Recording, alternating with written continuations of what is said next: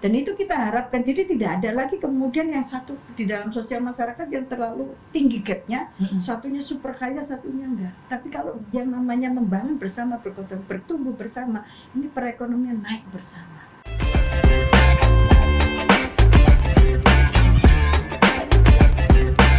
Halo Empower, balik lagi di podcast Suara Rakyat yang kali ini ditemenin sama Ratu dan Segala Ratu. Ada Niko Mangsanti di sini dan sekarang itu nggak sendiri. Tapi sebelum itu, tema kita untuk hari ini itu tentang penguatan kesadaran hukum masyarakat melalui pemahaman dan kepatuhan terhadap legalitas koperasi. Nah, ngomongin koperasi, apa ayo?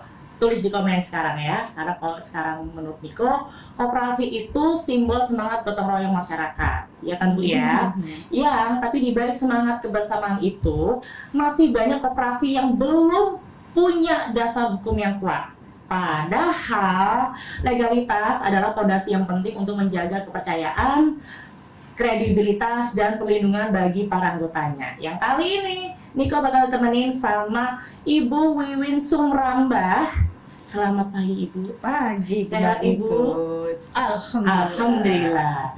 By the way, Ibu Wiwin Sumrambah ini anggota DPRD Jawa Timur yang mungkin selama ini kita kenal sebagai wanita yang aktif ya, pemberdayaan masyarakat dan penguatan kelembagaan ekonomi rakyat. Dan kali ini kita bakal berbincang tentang bagaimana kesadaran hukum bisa menjadi kunci bagi koperasi biar tumbuh lebih sehat dan berkelanjutan, begitu ya Ibu ya.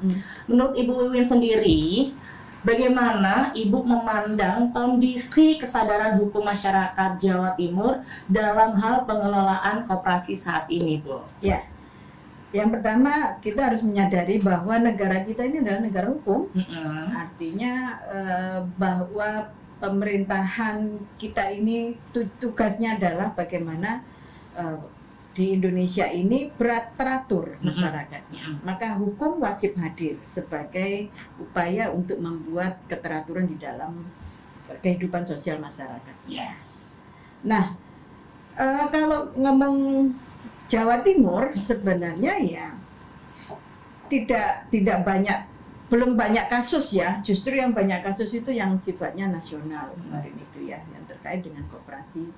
Bagaimana koperasi ini sebenarnya secara legal formalnya sudah dipenuhi, tetapi pertanggungjawaban kepada anggotanya ini yang kurang. Artinya ya mohon maaf, karena ketidaktahuan masyarakat terhadap koperasi itu seperti apa. Nah, sementara pemahaman masyarakat rata-rata koperasi itu adalah milik pemerintah. Benar. Nah, ini yang menjadi problem. Akhirnya bentuk usaha yang bernama koperasi ini akhirnya dipakailah sebagian orang untuk tempat penipuan. Memanfaatkan. Sementara masyarakat sendiri pemahaman tentang koperasi, apa itu koperasi, bagaimana cara mengetahui koperasi ini benar atau tidak, ini banyak yang belum tahu, sehingga terjadi banyak korban penipuan dari yang namanya koperasi tanda kutip. Koperasi tanda kutip ya. Menurut Ibu sendiri, sebenarnya untuk penyebab utama banyaknya koperasi yang masih belum memiliki legalitas atau belum memperbarui status hukumnya itu apa? Sebenarnya pasti yang paling nyata adalah pemenuhan syarat untuk menjadi koperasi. Salah satunya yang menjadi syarat untuk koperasi itu kan minimal itu ada 9 pengurus, ya kan, yang artinya sevisi. Yang di situ juga minimal yang 5 harus punya NPWP. Ya. Otomatis dari 9 pengurus pastinya yang namanya koperasi kan harus ada anggota, ada ADART, ada kesepakatan bahwa usaha koperasi ini dilakukan bersama. Itu ada untuk sebagai syarat masuk. Nah, ini memang sebenarnya orang akan menganggap bahwa itu sulit, apalagi kalau sudah berbicara NPWP. Banyak sekali momoknya. Banyak orang yang takut untuk bisa mempunyai NPWP. Benar kan yang terjadi? Nah, ini akhirnya yang menghambat mereka. Sementara pemerintah membuat regulasi bukan bermaksud mempersulit, Tapi ini regulasi sebagai alat kelengkapan untuk meyakinkan bahwa mereka itu memang berniat menjadi koperasi. Ya memang kan regulasi itu dibuat seperti itu. Kalau tidak gitu kan akan dimanfaatkan oleh orang-orang yang kurang bertanggung jawab. Nah, ini yang juga akhirnya menjadi sedikit persoalan, seolah-olah masyarakat itu merasa bikin koperasi itu sulit. Padahal tidak, selama memang punya niat yang baik. Selama dia itu mau berkonsultasi secara langsung kepada dinas. Ada dinas koperasi di tingkat kabupaten, ada dinas koperasi di tingkat provinsi, bahkan kita punya kementerian koperasi. Nah, ini yang akhirnya sementara pemerintah sendiri ruang sosialisasinya juga kurang. Tapi kita juga harus apresiasi ya untuk Provinsi Jawa Timur.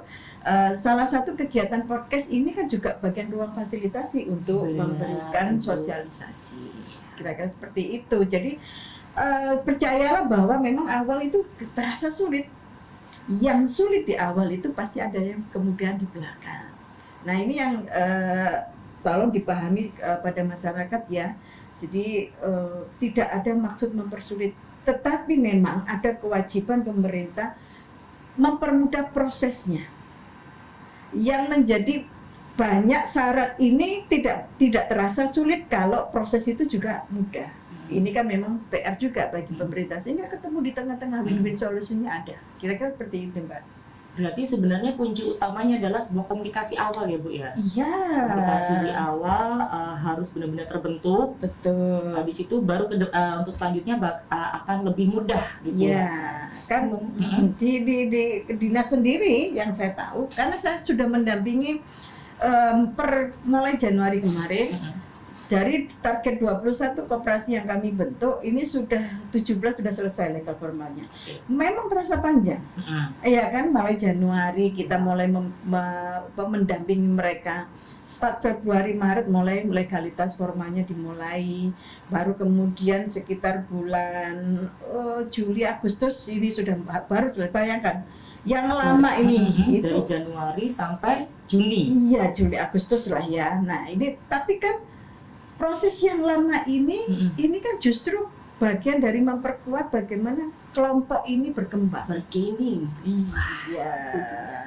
Ya, yang penting adalah bagaimana kita memberikan pengertian, pendampingan. Nah, ini yang kadang-kadang memang butuh sentuhan pemerintah secara langsung. Ya, nah, sementara memang yang saya lihat pendamping dari dinas sendiri memang sedikit.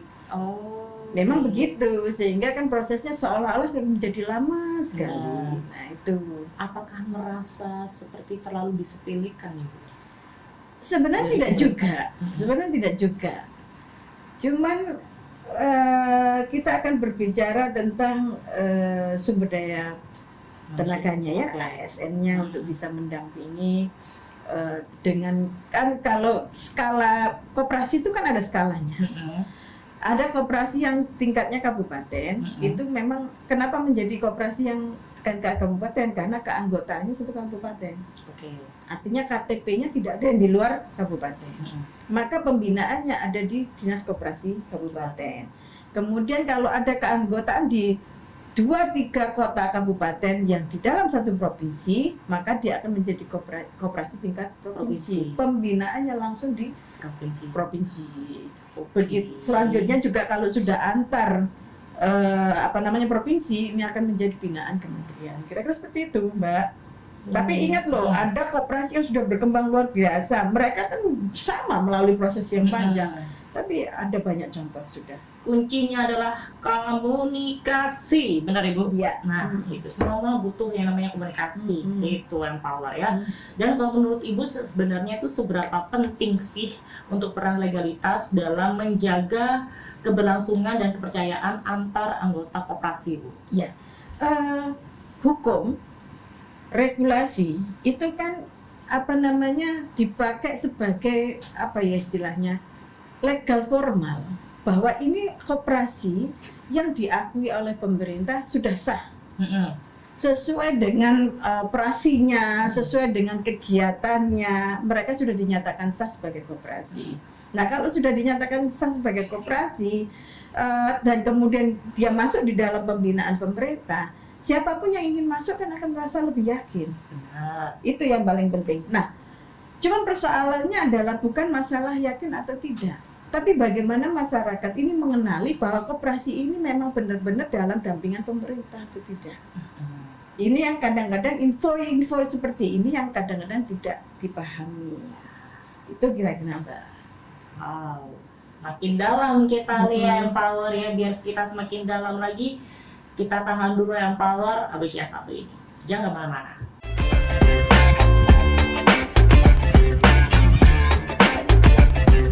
Balik lagi sama Niko dan juga masih ditemenin sama Bu Wiwin Sumuramba. Yang kita masih di podcast Suara Rakyat, masih ngomongin tentang hukum legalitas di koperasi nih Empower. Untuk kali ini Bu Wiwin, aku masih kepo Bu. Program atau kebijakan yang menurut Ibu paling efektif untuk meningkatkan kesadaran hukum masyarakat berkoperasi.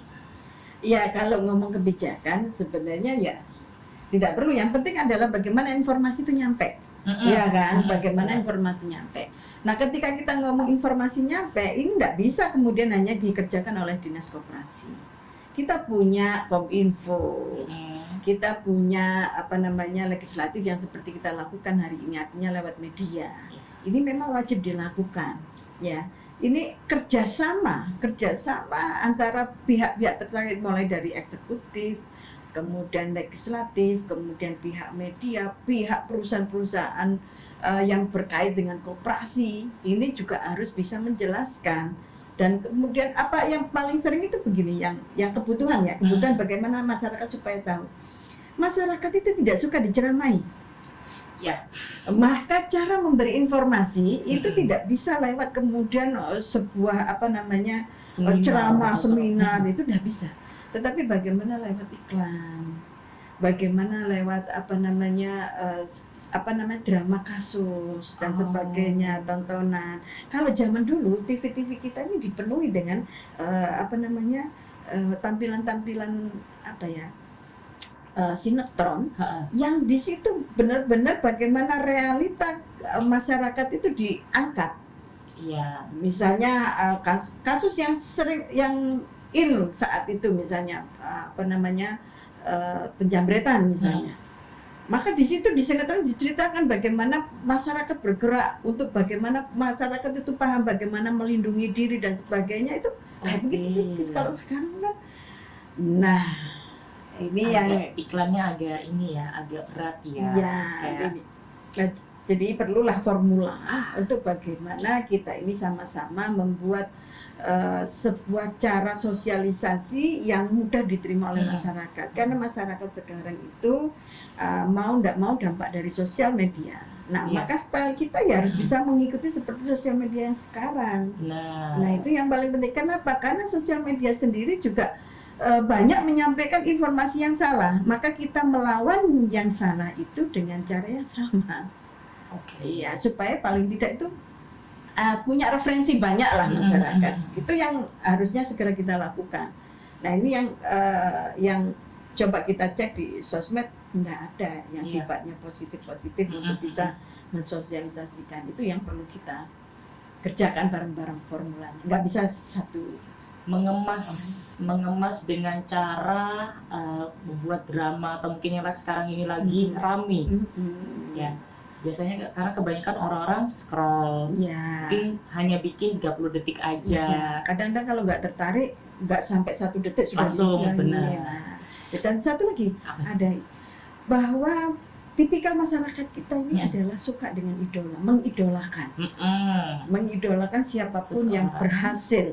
Nah, berhasil ya dalam arti berhasil, kaya dan sebagainya. Maka kita harus mencari tokoh-tokoh untuk menceritakan keberhasilan mereka yang terkait dengan koperasi. Terkait dengan itu wajib dihadirkan. Ya, sebagai kisah nyata yang bisa dibagikan kepada banyak orang. Nah, ini karena untuk memang kalau nyun sewu ketika yang ngomong saya dengan hal yang sama tentang koperasi, kemudian satunya yang ngomong Krisdayanti, orang lebih mendengar siapa? Krisdayanti. Oke. selesai. Terjawab sudah, Grand Power itu jawab tuh ya. Memang butuh yang namanya mengikuti zaman ya Bu ya, mau bikin sosialisasi tapi lebih kekinian gitu. 5.0 nggak lagi 2.0 tapi 5.0 benar ya Bu. Nah, ini untuk sekarang ini apakah sudah ada pendampingan hukum ya, kita bagi ke koperasi atau pelatihan reguler untuk pengurus koperasi untuk memahami aspek legalitasnya Bu? Ya, baik. Kalau pelatihan regulernya ini sudah banyak sebenarnya. Cuman dibandingkan dengan jumlah koperasi yang harus ikut pelatihan memang tidak sebanding dengan jumlah pelatihan yang disiapkan. Memang begitu problemnya. Maka ini fungsinya kami sebagai anggota, sebagai wakil rakyat untuk bisa menangkap kebutuhan konstituen. Harus begitu memang, dan itu kita sampaikan. Itu terbukti. Artinya begini, karena saya kebetulan di Komisi B yang bermitra dengan Dinas Koperasi, saya menyampaikan bahwa di dapil saya banyak koperasi yang perlu pendampingan. Oke, di programnya dinas apakah ada yang pendampingan koperasi? Ada Bu. Oke, kita sinergikan. Kita ngambil sasarannya, menyediakan sasarannya yang perlu untuk dilatih, dibina, mereka yang membuat kegiatannya. Nah, maka teman-teman pelaku koperasi yang misalnya butuh untuk pendampingan, ya ngomong dengan kami. Kami ini wakil kalian. Maka kalian juga berhak untuk menyampaikan apa yang kebutuhan. Jangan kemudian selalu minta program yang sifatnya tinggal plung. Nah, nggak bisa kan, nggak bisa. Kita harus lebih banyak yang kalau kita memang mengkaitkan dengan sinergitas dengan dinas, ya memang bentuknya yang dibutuhkan didapatkan kan. Bantuan tidak harus langsung sifatnya tunai, tidak harus bangunan, tapi bagaimana membangun sumber daya manusia itu juga menjadi penting, termasuk di dalam kegiatan berkooperasinya. Kira-kira seperti itu Mbak. Ada bantuan hukum pun pasti ada. Kita ada LBH, kita ada teman-teman koperasi pasti nanti akan mendampingi, bahkan termasuk yang saat ini sedang mengadu kepada kami. Ini adalah salah satu korban koperasi yang mungkin di media banyak teman-teman melihat yang pusatnya ada di Bogor, tapi korbannya salah satunya juga dari Jawa Timur yang minta didampingi berproses, walaupun secara hukum itu mereka pengurusnya sudah masuk di penjara karena memang tidak mampu mengembalikan dana yang dilakukan oleh nasabah setor itu ya. Saya memang kita sudah tahu kalau sudah masalah begitu mereka kan ya tidak ada uangnya. Iya benar Ibu.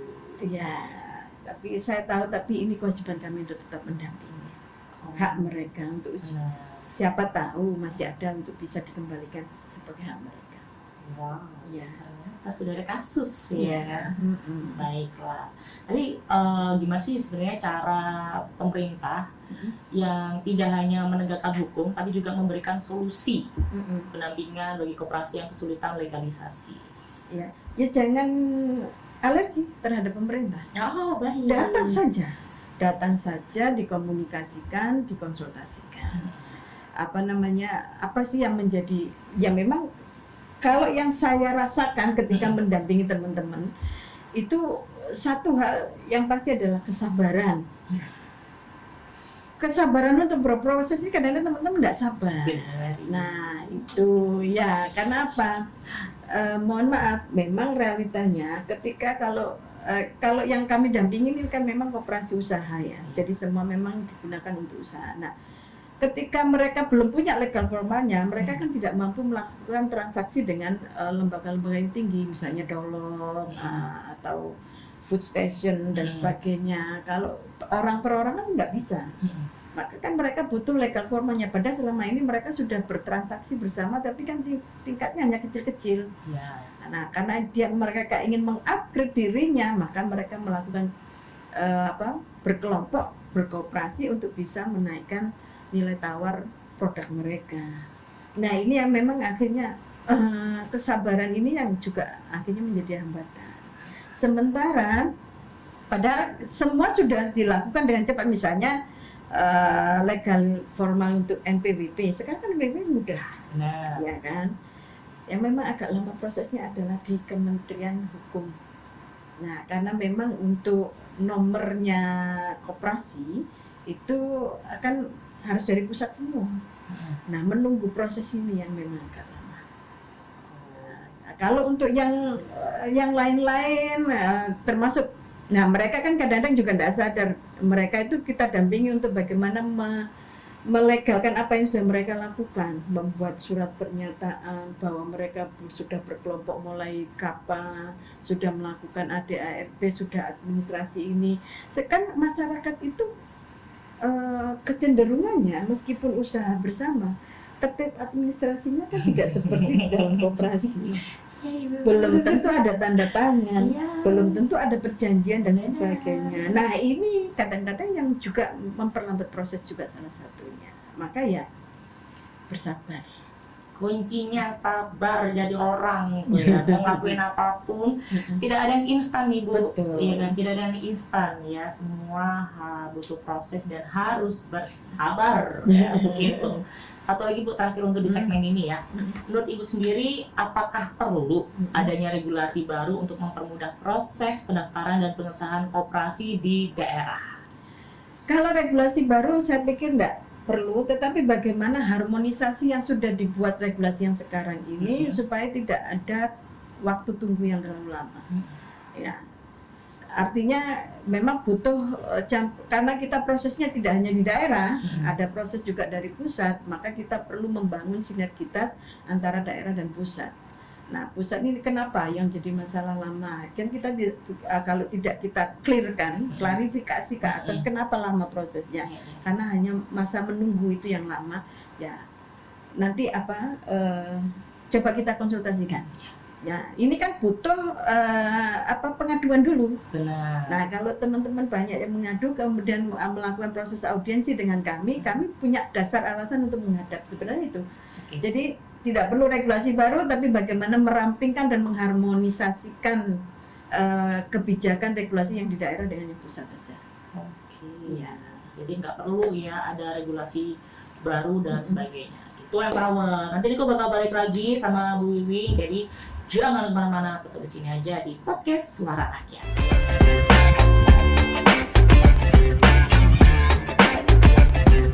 Balik lagi sama Niko dan juga Bu Wiwin di podcast Suara Rakyat yang di segmen yang ketiga. Seru nih, ini yang power. Bu Wiwin, tantangan terbesar yang Ibu temui waktu turun langsung membina koperasi di lapangan apa tuh Bu? Iya, ya ini yang jelas memang tadi sudah saya spill di depan tadi terkait dengan ketidaktelatenan masyarakat terhadap administrasi. Ini yang menjadi momok untuk mereka mengajari itu nggak gampang. Nah, ini proses makanya pendampingan saya mulai dari Januari sampai sekarang ini pun saya merasa belum kelar, masih ada tahapan-tahapan berikutnya lagi. Nyun sewu, terutama ketika kita ngomong koperasi itu kan kita niatkan untuk mengangkat harkat martabatnya teman-teman yang profesinya belum memenuhi istilahnya seperti sosial masyarakat secara umumnya. Contoh kalau di basis yang saya dampingi adalah teman-teman buruh tani, teman-teman penggarap sawah yang tidak punya sawah, yang hanya nyewa sawah, gitu kan. Nah, ini kan yang kita kumpulkan. Kenapa? Karena mereka punya hak untuk mendapatkan kehidupan yang lebih layak. Maka ayo bersama-sama berkooperasi supaya bisa menjadi bahasanya tuh corporate, ya kan? Nah, supaya mereka punya penghasilan lebih dari situ. Nah, mereka ini nyun sewu dari kelompok masyarakat yang bawah ini kadang-kadang yang namanya pegang bolpen aja, ya belum tentu lah, paling juga tanda tangan kelakot anaknya, paling begitu. Jadi memahamkan mereka pentingnya administrasi itu sangat sulit memang. Tetapi saya yakin dan percaya kalau kita niatnya baik, pasti akan banyak yang membantu. Nah, salah satunya adalah teman-teman pendamping dari koperasi. Jadi saya menggerakkan teman-teman dari dinas koperasi yang di kabupaten untuk bisa bersama-sama mendampingi. Dan kita memang secara bertahap 1 bulan sekali kita ada pertemuan untuk nambah ilmu lagi. Setiap bulan itu terus. Iya, sampai sekarang sudah pada tahapan ini berikutnya ini nanti tentang bagaimana mengelola keuangan. Ya, ini penting banget karena memang kenyataannya masyarakat kita ini kalau sudah urusan duit kadang-kadang kurang tertib. Nah, ini yang menjadi momok nanti kalau untuk keberlanjutan kekuatan koperasi itu sendiri. Itu nanti kan kuncinya ada di pengelolaan keuangan. Nah ini memang tidak akan pernah menjadi ini, kita kan nggak akan pernah stop untuk terus mendampingi, nggak boleh dilepas. Mungkin butuh waktu yang panjang, tapi memang ini harus dilakukan, sudah tidak ada nilai tawar lagi. Nah, itu bagaimana Ibu cara membangun pemahaman hukum yang sederhana tapi efektif, Bu? Ya. Biar gampang diterima sama masyarakat yang awam. Maka kita perlu pendamping yang mereka yakini itu membawa ruang kebenaran. Ya, maksudnya pendamping dari dinas koperasi. Ya, namanya orang dinas koperasi pasti mereka itu kan yang mempunyai regulasi, yang pegang policy untuk melakukan regulasi itu.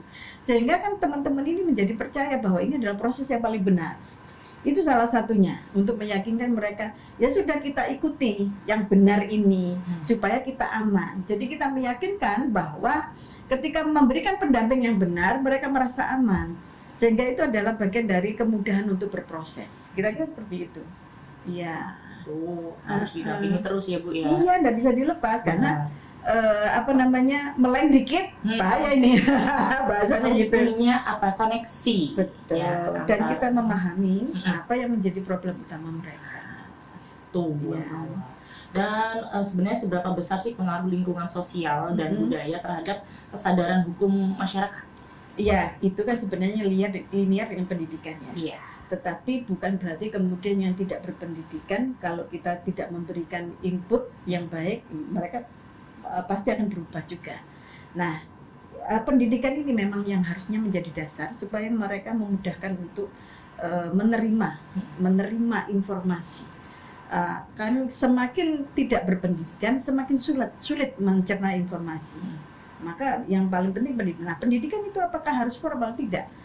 Non formal juga dibangun lewat apa? Ya kita yang punya kelebihan waktu terutama datang dan ajari masyarakat. Itu sudah satu-satunya cara untuk bagaimana menyeragamkan.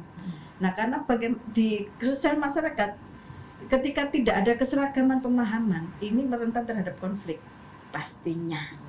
Ya kan? Nah, ini pemahaman keseragaman tentang sesuatu yang terutama terkait dengan hukum ini bagian dari proses kita menjaga hubungan sosial masyarakat.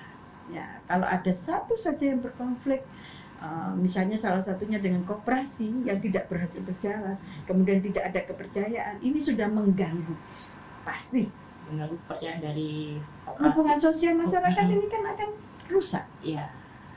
Jadi antipati ya. Iya. Itulah makanya kita ngoyo dikit lah untuk bisa memberikan sosialisasi kepada masyarakat. Jangan cuma scroll berarti Bu ya. Betul. Ya, kalau gosip aja langsung.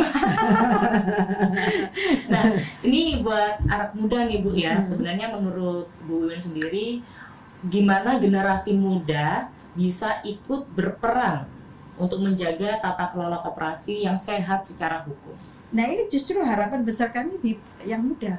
Makanya di koperasi-koperasi yang kami bentuk itu kami susupkan anak-anak muda yang masih punya energi lebih, yang punya tingkat pendidikan yang baik, ya kan? Itu untuk bisa ngangkat yang menjadi kekurangan di dalam kelompok itu. Misalnya terkait dengan administrasi, kita kasih yang muda-muda ini.